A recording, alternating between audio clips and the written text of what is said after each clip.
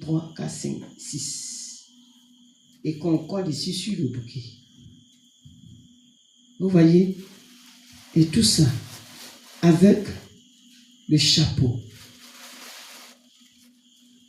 Le chapeau. Tout ça, ce sont des bouquets de fleurs. Ça, c'est le dragon. L'anaconda sur la tête. Non, pardon un peu. Ah oui. Alors. C'est-à-dire, tu as poussé un peu le volet mariage. Oui.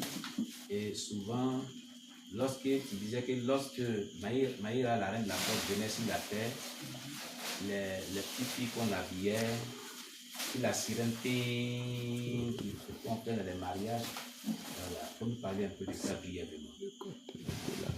Comme on ne va pas aller dans les détails, mais chaque fois que tu parles aussi, me rappelle un peu de quelque chose d'un peu très important. Donc, tu as touché beaucoup de mariage, c'est venu de ma tête. C'est comme ça.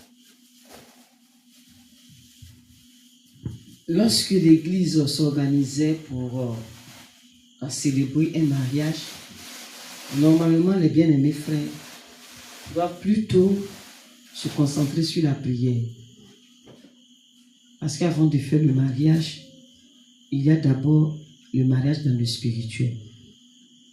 Et lorsqu'on fait la dot, madame a ses parents qui continuent d'adorer des entités démoniaques, des divinités. Et monsieur aussi, c'est pareil. Ce n'est pas tout le monde qui est chrétien. Et si la fondation de l'un de l'autre ne sont pas détruites, alors ça devient compliqué. La fondation démoniaque. Oui, la fondation démoniaque satanique.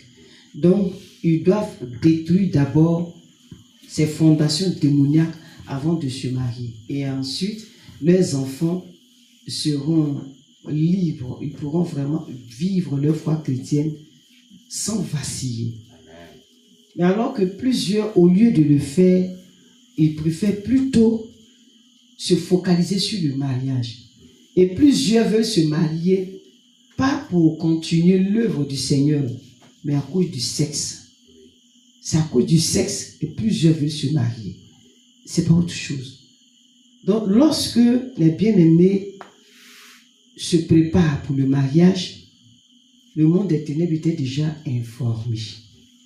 Alors, c'est en ce moment que nous aussi, on se préparait pour venir aussi à ce mariage. Et le couple nous invitait. Il nous invitait à travers des objets. Il nous invitait à travers certains comportements. Il nous invitait à travers le manque de jeûne et de prière. Et on venait à ce mariage. Et lorsque les bien-aimés devaient se marier, ils vont confectionner des tenues à l'effigie de la reine du ciel. Des tenues de séduction. Ils vont confectionner des tenues de séduction. Des robes plaquées, cintrées, cirées, avec la queue du poisson, ou bien qui va laisser apparaître une partie de sa jambe, des robes décolletées. Donc, tous ces tenues à l'effigie du diable, avec les cheveux frisés, avec des brillants. Ils vont mettre tout ce qui appartient à la reine du ciel sur le corps, le maquillage, tous ces chillons. Et ils vont mettre des gants, synonymes de la cupidité. Et quand ils vont porter ces gants, alors l'homme aussi va porter une chemise avec beaucoup de boutons qui ne sont rien d'autre que le chapelet. Et il va porter son pantalon taille basse qui va laisser apparaître sa hanche. Et la bien-aimée sœur aussi, c'est la même chose. Et lorsqu'ils vont pour faire le mariage, alors c'est en ce moment que nous aussi, on se déportait sur les lieux du mariage. Et étant à la mairie, tellement ils sont pressés, alors ils vont faire la cérémonie et on va leur donner la bague de mariage. Et l'homme va dire que je te donne cette alliance, signe de notre amour, de notre fidélité. Et la femme aussi va dire la même chose. Dès l'instant où la bague de mariage est donnée comme signe de leur amour, de leur fidélité, alors le monde des ténèbres se déportait dans cette, comment on appelle ça? Dans cette mairie, dans ce lieu-là. Et c'est en ce moment que les bien-aimés venaient maintenant dans la voiture pour aller à l'église. Et en ce moment, que ce soit les grenouilles, les crapauds, les magouillas, ils sortent tout cela. Du monde des ténèbres. Donc quand ils viennent tous. Et même quand on demandait, oui, c'est les justes. Mais qui vous a appelé? On a été invité par le couple. Parce que c'est une alliance à travers la bague des mariages. C'est une alliance. Et tout ça, c'est sur le plan spirituel. Alors quand ils viennent, ils sont dans la voiture des mariés, même à côté des mariés. Alors ils vont commencer par rentrer dans la bouche. Ils vont rentrer dans la bouche. Ils vont se loger le serpent dans les entrailles de la femme. Dans les entrailles de l'homme. Et il y a aussi, comment on appelle ça? Le crapaud qui va se loger dans le tube digestif. Donc chacun à sa place. Chacun va se positionner à quelque part. Et les mariés sont tellement heureux. Et ils vont à l'église pour la bénédiction. Et une fois à l'église, la bénédiction étant faite, alors c'est en ce moment que les autres, c'est-à-dire ceux qui étaient avec Maïra, se positionnaient.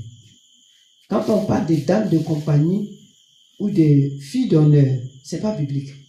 Ce sont les petites sirènes qui viennent prendre la possession de ces filles d'honneur. Parce que la manière dont ils faisaient tous ces grimaces, les mariés, les dames de compagnie, bien le bercement, c'est la représentation de la cour céleste. Et c'est comme ça la cour démoniaque. La cour démoniaque se déportait. C'est de cette même manière que Maïra, quand elle veut se déplacer, alors elle a aussi sa dame de compagnie. Elle était ma dame de compagnie, mais maintenant elle a sa dame de compagnie. Et elle a ces petites sirènes qui sont devant elle, qui ont les éventails, qui ont aussi les parapluies et qui ont tous ces objets-là décoratifs, des objets de séduction. Donc, pour vous dire que une fois la cérémonie de mariage étant finie, la cérémonie a pris fin, alors c'est en ce moment que moi je me positionnais. Je venais en la dame de compagnie et je prenais l'acte de mariage. Donc en prenant l'acte de mariage, il y avait deux possibilités. Ça c'est dans le monde spirituel. L'homme a travers l'acte de le livret de mariage physiquement, mais dans le monde spirituel, il ne pouvait pas voir. Je venais prendre l'acte de mariage que je déposais sur le bouquet de fleurs. Donc il y a deux possibilités. La première possibilité, l'acte de mariage brûle. Et quand ça brûle, ça veut dire la dot vendredi, samedi le mariage, dimanche réception, lundi divorce. Ou bien, dot vendredi, samedi mariage, dimanche réception, alors le désordre va commencer à partir du lundi. Et ça sera un désordre à long terme. Ça sera aussi un divorce à long terme. Lentement, mais sûrement, il y aura divorce. Et c'est en ce moment-là que les mariés, étant aussi heureux, ils vont couper le gâteau du mariage. Le gâteau de mariage, soit ce sont des pyramides, ou bien c'est le 666, ou c'est le cercle et le triangle des mystiques. Et quand tu coupais le gâteau de mariage, ça veut dire madame à gauche, monsieur à droite. Ou monsieur à gauche, madame à droite. Ça veut dire qu'à compter de ce jour, nous sommes séparés. Le divorce est prononcé nous nous séparons. C'est ce que ça veut dire dans le monde des ténèbres, la coupure du gâteau du mariage.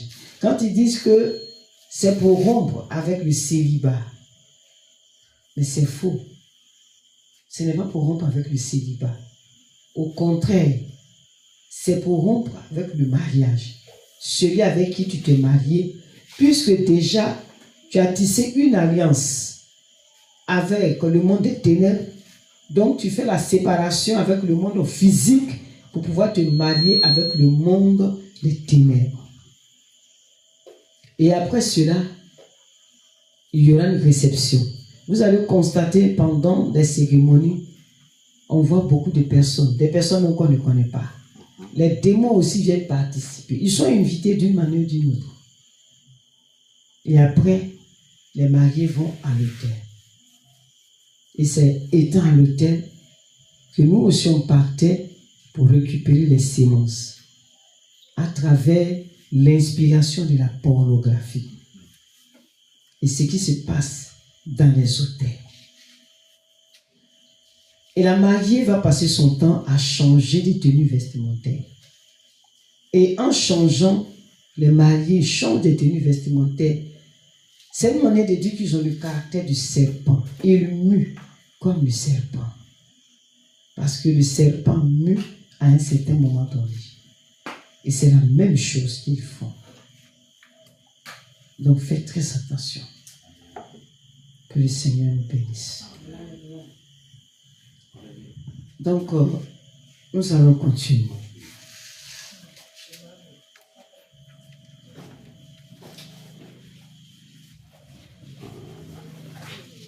Et vous savez, bien aimés, que ce que je vais vous présenter,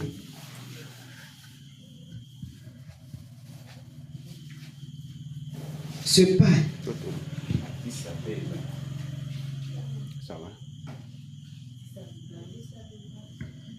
ce pain,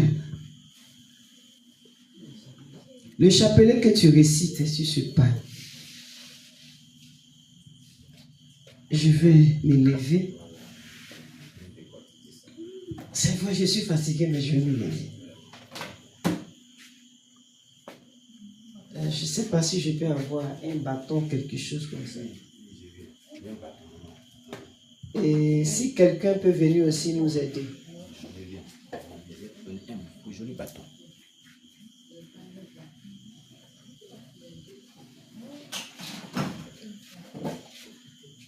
Et cette couleur, c'est la couleur de l'une des filles de la Reine du Ciel. Voilà, attrape ici. Prends la couleur verte. La couleur verte, c'est la couleur de la Reine du Ciel. C'est ce qu'elle apprécie. Non, mon bâton est bon. Oui, c'est bon. Prenez la couleur verte.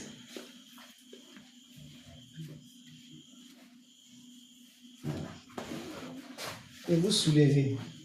Donc vous voyez, pour vous qui avez porté les objets décoratifs sur vos tenues vestimentaires, ou partout, ou même dans les cheveux de vos enfants, soulève. Soulève. Donc vous voyez, tout ce qui est ici, ce sont les objets décoratifs. Ce sont les objets décoratifs. Voici le triangle, la pyramide. Ça, c'est la pyramide. Et voici là le cercle des mystiques. Et lorsque vous regardez ce pain, il y a un édifice religieux en Côte d'Ivoire, et même dans le monde entier, qui ressemble à ça. Ce n'est pas une ressemblance, c'est vrai. C'est l'édifice qui est représenté ici. Donc, toi, tu dis que tu n'es pas catholique. Donc, pourquoi tu portes ce pain? C'est la basilique. Voici la basilique. Voici la rentrée de la basilique et la sortie de la basilique. Le cercle et le triangle des mystiques. L'œil de la reine du ciel. Le collier des pharaons. Et la tête du bouc. Ça, c'est la tête du bouc. Des hommes, quand ils vont coudre les tenues, et même des femmes, Ils vont prendre un tissu ou ça, ils vont mettre cette partie. C'est la prison du bouc.